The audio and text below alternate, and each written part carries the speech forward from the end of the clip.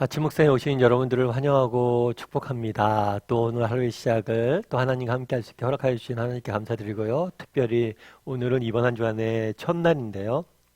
한 주간의 시작을 이렇게 하나님과 함께 했을 때 하나님께서 이번 한 주간 우리의 삶과 우리와 동행하여 주시고 또 우리의 삶을 지키시고 인도하고 보호하실 줄 믿습니다. 그런 믿음을 가지고 또 오늘 하루 힘차게 시작했으면 좋겠습니다. 우리가 계속해서 사사기 살펴보고 있는데요. 오늘은 사사 있다 라는 제목을 가지고 사사기 11장 4절부터 11절까지 말씀을 좀 살펴봤으면 좋겠습니다. 우리 5절부터 6절까지 한번 말씀을 같이 읽어볼까요? 같이 읽도록 하겠습니다. 암몬 자손이 이스라엘을 치려할 때에 길라 장로들이 입다를 데려오려고 돕당에 가서 입다에게 이르되 우리가 암몬 자손과 싸우려 하니 당신은 와서 우리의 장관이 되라 하니. 오늘 본문에 어떻게 되냐면 암몬 자손이, 그러니까 그 당시엔 이스라엘 백성들이 하나님 앞에 범죄하죠. 그러니까 하나님께서 암몬 자손이 이스라엘 백성들을 다스리도록 허락하시죠. 그래서 암몬 자손이 이스라엘을 계속해서 억압하고 핍박하고 그리고 공격하려 할 때 길앗 장로들이 어떻게 했다고 그랬어요? 입다를 데려오려고 그랬죠. 그래서 입다에게 와서 뭐라고 얘기했냐면 우리가 암몬 자손과 싸우려 하니 당신이 와서 우리의 장관이 되라. 그러니까 우리에게 군대 장관이 돼서 우리를 대신해서 우리를 이끌고 싸워달라고 부탁을 했던 것 같아요.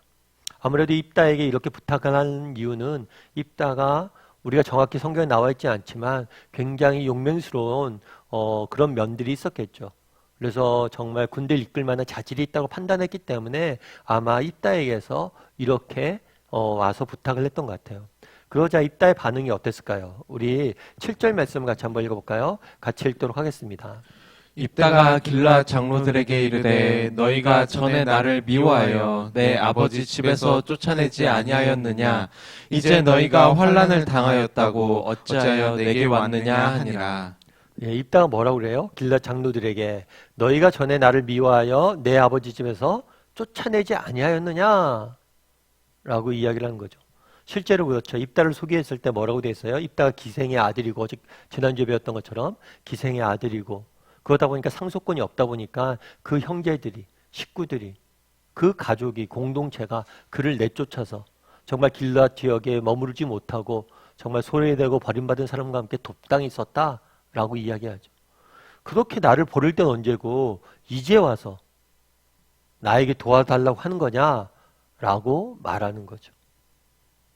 참 이러한 입다의 말을 들으면서 어떠세요, 여러분? 입다의 말이 틀린 말인가요? 여러분도 어떤 생각이 드세요? 맞는 말이죠. 그렇게 내쫓을 때는 언제고 이제 와서 도와달라는 거냐? 이런 마음이 들 수 있죠. 그렇다면 성경은 왜 이 이야기를 이렇게 기록해 놓았을까요? 이렇게 입다가 버림받았고 버림받은 입다를 길앗 사람들이 찾아와서 도와달라고, 환난이 당하자 도와달라고 했던 것을 기록해 놓은 이유는 뭘까요? 이것은 단순히 입다와 길앗과 이스라엘 백성들과의 관계를 나타낸 말이 아니에요. 이것은 하나님과 우리와의 관계를 나타낸 말이기도 해요. 그 당시에 이스라엘 백성들 뭘 했어요? 하나님을 버렸죠. 정말 하나님의 백성으로서 하나님의 백성답게 살아야 되는데 이방 신들을 섬기고 이방 신들과 함께 이방 사람들처럼 살고 있었죠.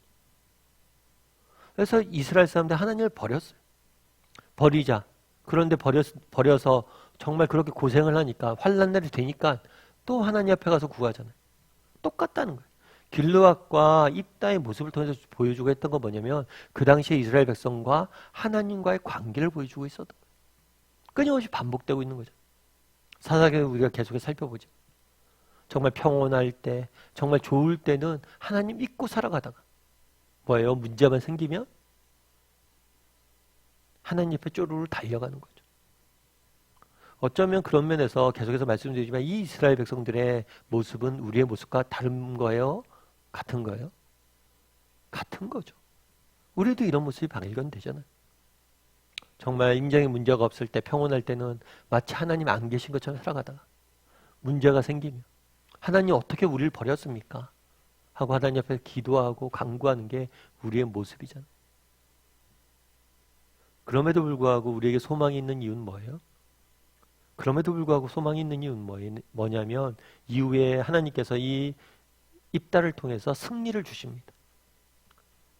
정말 입다를 버렸지만 입다가 뭐예요? 또 이들을 도와줘. 그래서 이들을 정말 암몬으로부터 구원해냅니다. 우리에게 소망이 있는 이유는 뭐냐면 그래도 여전히 하나님께서 우리를 뭐예요? 돌보시고 사랑하고 붙잡아 준다는 거예요. 참 제가 이제 아이를 낳으니까 뭐 어떤 생각이 드냐면 아이를 키우면서 하나님의 심정을 좀 많이 이해하게 되는 것 같아요. 저희 아이가 지금은 이제 많이 이제 청소년기가 됐는데 처음에 아이들이 이제 어려서 저희 큰애가 처음 유치원을 이렇게 간다고 그러더라고요. 그래서 야, 우리 애도 이제 유치원도 가는구나 이렇게 생각해하고 유치원을 보냈는데 의외로 유치원도 공부를 요즘 열심히 시키더라고요. 그래갖고 숙제라는 것도 있더라고요, 유치원에. 그래갖고 야, 얘가 숙제도 하나 보다 이렇게 생각했는데 하루는 제가 이제 늦게 들어갔어요. 늦게 들어갔는데 애가 이제 숙제하다가 이렇게 잠이 든 것 같아요. 그래서 애 숙제한 걸 이렇게 봤죠. 근데 숙제한 걸 보니까 숙제를 이제 엉망진창을 해놨어요. 인간적인 말로 하면 그렇게 열심히 하려고 했겠죠. 근데 잘 모르니까 이렇게 잘 못 해놓은 거죠.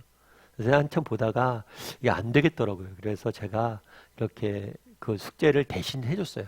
이렇게 오른손으로 하면 티가 나니까 왼손으로 해서 애가 글씨 친 것처럼 해서 이렇게 해서 숙제를 이렇게 해줬어요.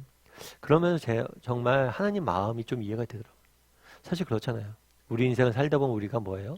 인생을 망칠 때도 있고 실수할 때도 있죠. 그래도 불구하고 하나님께서 우리의 인생을 고쳐가신다는 거예요. 우리를 그냥 버려두지 않는다는 거예요. 야, 너 이것도 못해 하고 혼내지 않는다는 거예요. 그게 참 하나님 우리 인생을 이렇게 돌보고 계시겠구나 이런 생각이 들었어요. 그리고 요즘은 저는 그런 생각이 많이 들어요. 가족이란 게 뭘까? 가족이란 게 뭘까 하다가 요즘은 그런 것 같아요. 가족의 가장 중요한 특징은 뻔뻔함이 아닐까 싶어요. 뻔뻔함. 우리 자녀들도 그렇죠. 사실 가끔은 요즘은 우리 자녀들도 청소년기가 되니까 사실 집에 가서 저도 함부로 얘기 못합니다. 우리 자녀들에게 말 한마디 하면 눈치 보고 분위기 좋게 한 다음에 그런데 얘야 이런 건 좀 고쳐주면 좋지 않겠니? 이렇게 이야기해요. 그러면서 가끔 들은 생각 있죠. 야, 내가 진짜 노력해서 뭐 밥 사줘, 또 집 마련해줘, 또 살 수 있는 거 마련해줘, 뭐 먹을 거 줘. 다 해주는 데가 이렇게 눈치를 봐야 되나? 참 쟤 뻔뻔하다. 그런데 그렇잖아요. 뻔뻔하잖아요. 왜요? 아버지니까. 아버지이지만 내가 잘못했을 때도 뭐예요? 뻔뻔하게 아버지한테 요구할 수도 있고 그런 거죠. 그러니까 가족의 가장 큰 특징이 뻔뻔함이 아닐까 이런 생각 들더라고요. 여러분 사실 오늘 본문에 등장하는 길앗 장로들의 모습이 이스라엘 사람들의 모습이 우리의 모습과 똑같잖아요. 그럼에도 불구하고 소망이 있는 이유는 뭐예요? 우리에게는 아버지 되신 하나님이 있다는 거예요. 그리고 그 하나님에게 가져가기만 하면 그 하나님이 우리의 문제를 해결해 주실 거라는 거예요. 길앗 장로들이 잘한 게 있어요. 그건 뭐예요? 문제를 가져갔다는 거예요. 하나님 앞에 입다 앞에 가져갔다는 거예요. 우리도 마찬가지. 정말 우리가 여러 가지 인생을 살다 보면 여러 가지 문제들을 경험할 때가 있습니다. 그런데 이 문제들이 대부분 문제의 원인이 뭐예요? 우리죠, 우리. 내가 실수하고 내가 잘못했기 때문에 이 문제가 생긴 거예요. 그럼에도 불구하고 뭐예요? 이것들을 우리 하나님 앞에 가져가면 하나님께서 우리 인생을 고쳐주신다는 거예요. 그게 우리에게 소망이 있는 이유겠죠. 또 오늘 하루 이번 한 주간 시작이잖아요. 정말 하나님 앞에서 좀 뻔뻔해지는 사람이 되었으면 좋겠어요. 하나님 앞에 뻔뻔하게 가져갔으면 좋겠어요. 하나님 이 문제를 고쳐주십시오. 이 문제를 다스려 주십시오. 그러면 하나님께서 우리의 인생의 문제를 다스려 주실 거예요. 그걸 보여주는 거죠, 성경.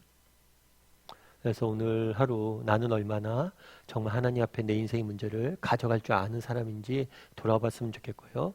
오늘 하루 좀 가져가는 사람이 되었으면 좋겠어요. 하나님 이런 문제가 있습니다. 이거 제가 잘못한 거 압니다. 하지만 하나님께서 고쳐주십시오. 라고 이야기하면 하나님께서 우리 가운데 일해 주실 거예요. 그런 믿음을 가지고 오늘 하루 또 살아가는 저와 여러분이 되길 소원합니다.